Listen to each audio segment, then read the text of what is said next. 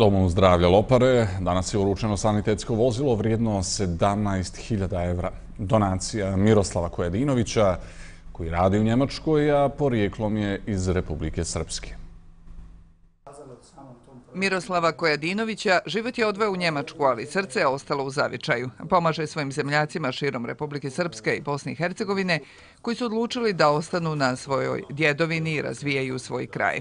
Jedan od najvažnijih prioriteta je spašavanje ljudskih života, tako da je, kako kaže Kojadinović, i njemu i njegovim saradnicima bilo zadovoljstvo da pomognu u opštini Lopare, koje je prijeko bilo potrebno sanitetsko vozilo. Ja se osjećam lično, ako sam nekome pomogao da sam nešto u životu dobro uradio, kažem bez obzira na nacionalnu pripadnost, bez obzira na funkciju čovjeka koji nosi, mislim da nam svima treba u ovome društvu da, eto, ako dođe do takvoga zla, do spašavanja i rešavanja, da imamo to vozilo koje može riješiti i spasiti ljudski život. Sanitetsko vozilo mnogo će poboljšati kvalitete zdravstvenih usluga za 9.000 zdravstvenih osiguranika u Loparama. Vozilo koje je opremljeno poprilično, skoro najsavremenijom opremom, znači ima klimu, ima grijanje, sve podizače za krevet u zadnjem dijelu, dijelovima koji služe za dijagnostiku, kiseonikom, setovima za ampuliranu terapiju, infuzivnu terapiju,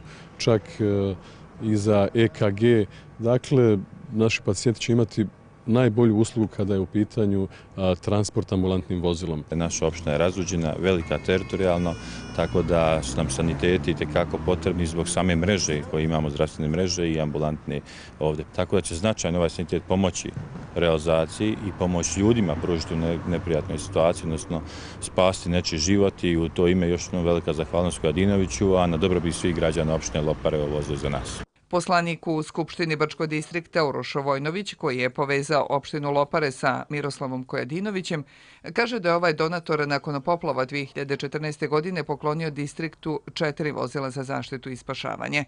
Kojadinović nastavlja svoju humanitarnu misiju. Planira da pomogne loparskim vatrogascima sa vatrogasnim odijelima i opremom, a priprema pomoći za opštinu Cazinu u Federaciji BiH.